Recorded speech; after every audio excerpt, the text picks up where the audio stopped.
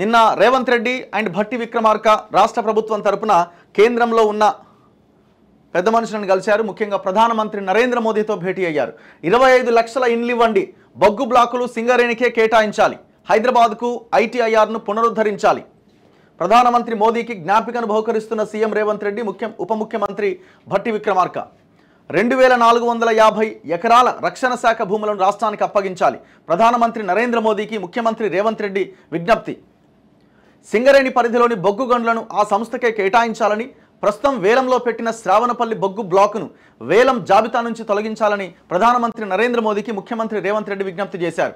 గోదావరి లోయ బొగ్గు నిల్వల క్షేత్రం పరిధిలోని కోయగూడెం, సత్తుపల్లి బ్లాక్ 3 గనులను కూడా సింగరేణికే కేటాయించాలని కోరారు. రాష్ట్రంలోని విద్యుత్ ఉత్పత్తి కేంద్రాల అవసరాలు తీర్చేందుకు ఈ గనులు కీలకమైనందున అన్నింటినీ సింగరేణికే కేటాయించాలని విజ్ఞప్తి చేశారు.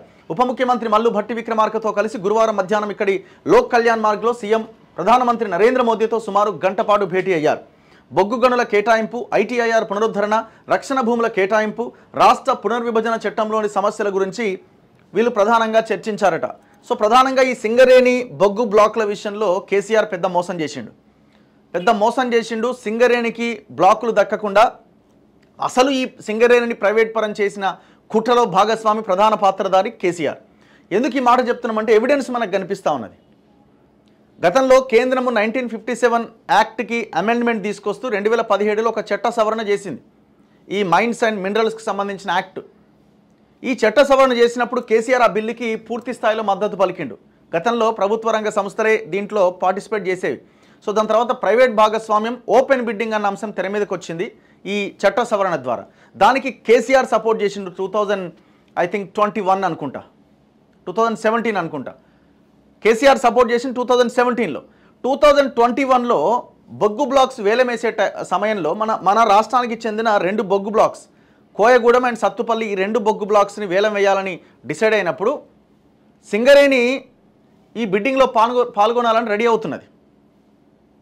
మేము ఇంకా రాబోయే ఇంకొక 20-30 సంవత్సరాలు అయితే మైన్స్ ఏమీ ఉండవు, సింగరేణి ఆగమైపోతుంది, కొన్ని మైన్స్ కొన్ని బ్లాక్స్ మనం చేజిక్కించుకోకపోతే నష్టం జరుగుతుందని వాళ్ళు ముందుగానే మేల్కొని సింగరేణి యాజమాన్యం ఏం చేసిందంటే ఓపెన్ బిడ్డింగ్లో పాల్గొనడానికి రెడీ అయింది.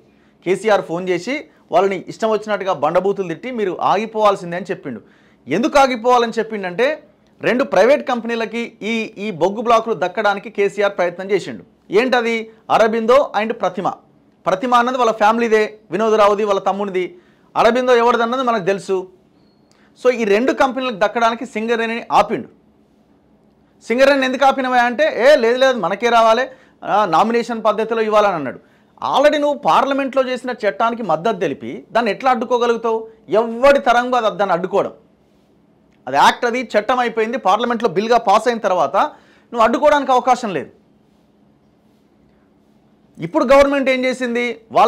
వాళ్ళు ఆ డిమాండ్ని వినిపిస్తూనే, నామినేషన్ పద్ధతిలో సింగరేణికి కేటాయించాలనే డిమాండ్ని వినిపిస్తూనే సింగరేణిని కూడా భాగస్వామ్యం చేశారు. ఎప్పుడు? మొన్న శ్రావణపల్లి బొగ్గు బ్లాక్ వేలంలో వాళ్ళు ఓపెన్ బిడ్డింగ్లో పాల్గొంటున్నారు. సో ఇప్పుడు ఆ 2 బొగ్గు బ్లాక్స్ ఏమైనాయి? పాతవి కోయగూడెం అండ్ సత్తుపల్లి. ఇప్పుడు రేవంత్ రెడ్డి మోదీని అడుగుతున్న ఈ 2 బొగ్గు బ్లాక్స్ అరబిందో అండ్ ప్రతిమకి వెళ్ళిపోయినాయి. కాకపోతే అవి వాటిలో వర్క్ నడుస్తలేదు సరిగ్గా. ఇప్పుడు అవి కూడా మాకే కేటాయించండి అని వీళ్ళు అడుగుతున్నారు.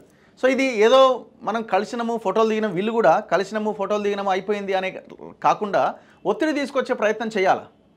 వాళ్ళు చిత్తశుద్ధితో రాష్ట్రంలో మాకు అధికారం రావాలని మీరు అనుకుంటున్నారు కాబట్టి మీరు కన్సర్న్ చూపించాలి. ఇక్కడున్న ప్రభుత్వం కూడా ఎప్పుడేమైద్దో ఏమో, ఎందుకంటే రకరకాల అనుమానాలు ఉన్నాయి కాబట్టి సో అవన్నింటినీ పటాపంచలు చేస్తూ మీరు రాష్ట్ర ప్రజల కోసం ఒక ముఖ్యమంత్రిగా, బాధ్యత గల నాయకుడిగా మీరు ప్రభుత్వం మీద, కేంద్రం మీద ఒత్తిడి తేవాల్సి ఉంటుంది. ప్రధానమంత్రికి ముఖ్యమంత్రి చేసిన వినతులు అటువన్నీ. 2010లో నాటి యూపీఏ సర్కార్ హైదరాబాద్కు సమాచార సాంకేతిక పెట్టుబడుల ప్రాంతం ఐటీఐఆర్ మంజూరు చేసింది. 2014 తర్వాత అది ముందుకు సాగలే, మళ్ళీ పునరుద్ధరించండి అని అడుగుతున్నారు. హైదరాబాద్ సెంట్రల్ యూనివర్సిటీ క్యాంపస్లో తగినంత భూమి అందుబాటులో ఉన్నందున అక్కడ ఐఐఎం ఏర్పాటు చేయాలి. అక్కడ కాకుండా మరెక్కడైనా ఏర్పాటు చేస్తామన్న భూ కేటాయింపునకు రాష్ట్ర ప్రభుత్వం సిద్ధంగా ఉన్నది. రాష్ట్రానికి కొత్తగా 24 నవోదయ విద్యాలయాలు మంజూరు చేయాలి. రాష్ట్ర పునర్విభజన సమయంలో ఇచ్చిన హామీ మేరకు కాజీపేటలో కోచ్ ఫ్యాక్టరీ ఏర్పాటు చేయాలి. కోచ్ తయారీ కేంద్రానికి బదులుగా ఇక్కడ పీరియాడికల్ ఓవర్ హాలింగ్ వర్క్షాప్ ఏర్పాటు చేస్తున్నట్లు 2023 జూలైలో రైల్వే మంత్రిత్వ శాఖ ప్రకటించింది.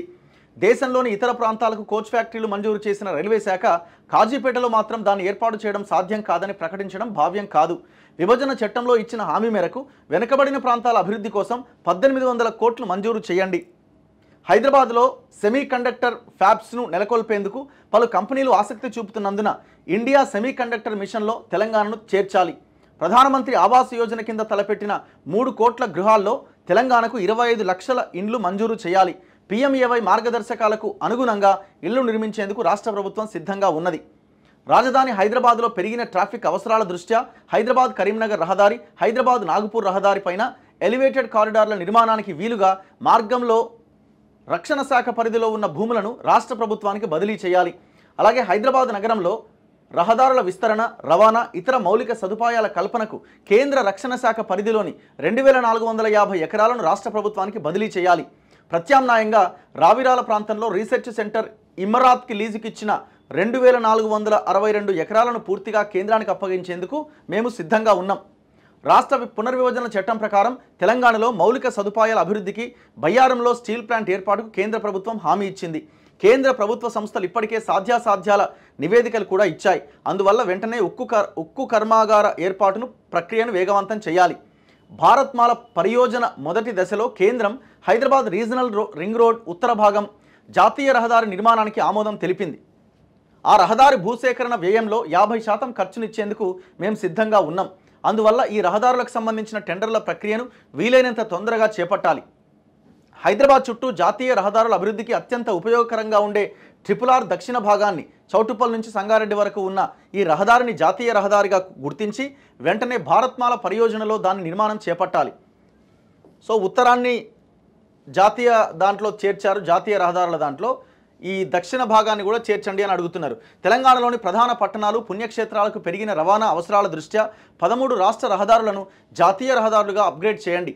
జగిత్యాల, పెద్దపల్లి, కాటారం, డిండి, దేవరకొండ, మల్లేపల్లి, నల్గొండ, భువనగిరి, చిట్యాల, చౌటుప్పల్, ఆమన్గల్, షాద్నగర్, సంగారెడ్డి, మరికల్, నారాయణపేట్, రామసముద్ర, వనపర్తి, కొత్తకోట, గద్వాల, మంత్రాలయం, మన్నెగూడ, వికారాబాద్, తాండూర్, జహీరాబాద్, బీదర్, కరీంనగర్, సిరిసిల్ల, కామారెడ్డి, ఎల్లారెడ్డి, పిట్లం, ఎర్రవల్లి, ఎక్స్ రోడ్, గద్వాల, రాయచూర్, కొత్తపల్లి, హుస్నాబాద్, జనగామ, హైదరాబాద్, సారపాక, ఏటూరు నాగారం, దుద్దెడ, కొమరవెల్లి, యాదగిరిగుట్ట, రాయగిరి క్రాస్ రోడ్, జగ్గయ్యపేట, వైరా, కొత్తగూడెం రహదారులను జాతీయ రహదారులుగా అప్గ్రేడ్ చేయండి. అండ్ అమిత్ షాని కూడా కలిసి మరో 29 IPS పోస్టులు కేటాయించండి అని అడుగుతున్నారట. సో అన్నీ బాగానే ఉన్నాయి, బాగానే అడుగుతున్నారు, ఆయనని కలిసినారు, కానీ దీనికి ఫాలో అప్ ఉండాలి. ఒకవేళ వాళ్ళు చేయకపోతే ఒత్తిడి తీసుకురావడానికి ప్రయత్నం చేయాలి. అవసరమైతే ఆల్ పార్టీ డెలిగేషన్ కూడా ఢిల్లీకి తీసుకుపోవాలి. ఈ కన్సర్న్ ఉంటేనే మీరు ఇచ్చిన దానికి ఒక అర్థం ఉంటుంది. ఇచ్చినాము, రాసినాం, పోయి పేపర్ చేతులు పెట్టినామంటే ఉపయోగం లేదు. సరే కేసీఆర్ ఇది కూడా చేయలేదు కదా అంటే కేసీఆర్తో కంపేర్ చేయకండి దయచేసి. ఆ దుర్మార్గులతో కంపేర్ చేయకండి మీరు. ఇప్పుడు మొన్నటిదాకా మీరు ఇక్కడ కూడా ఏమన్నారు, కేసీఆర్ ఎవరిని కలవలే కదా, మేము కలుస్తున్నాం కదా, సరిపోదు కదా. కొంత ప్రారంభ దశలో అది కొంత ప్రజలకు ఊరట కలిగిస్తుంది. ఎవరు మనది వింటలేరు, ఎవరో ఒకరు వింటున్నారన్న ఒక భావన ప్రజలకు వస్తుంది, బాగానే ఉంది. కానీ అల్టిమేట్గా ఆ సమస్య పరిష్కారం అయినప్పుడే ఆ ప్రజలకి, ఆ బాధితులకి సంతృప్తి కలుగుతుంది.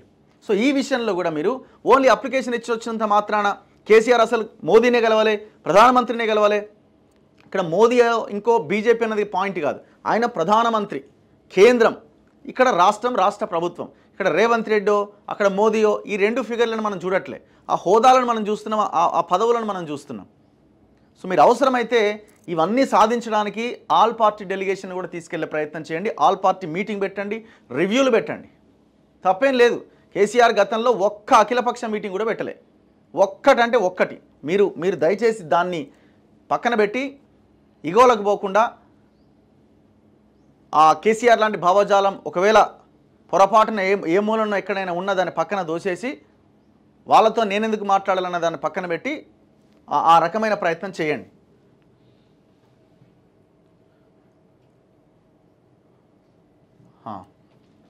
చలో నెక్స్ట్ మిగతా వార్తల్లో దాని తర్వాత చిట్ చాట్ నిర్వహించినట్టున్నారు. కేంద్ర రాష్ట్రాల మధ్య సత్సంబంధాలకు ప్రాధాన్యం, రాజకీయాలు ఎన్నికల వరకే, అందుకే ప్రధాని మోదీ అమిత్ షాలను కలిసి వినతి పత్రాలు ఇచ్చాం.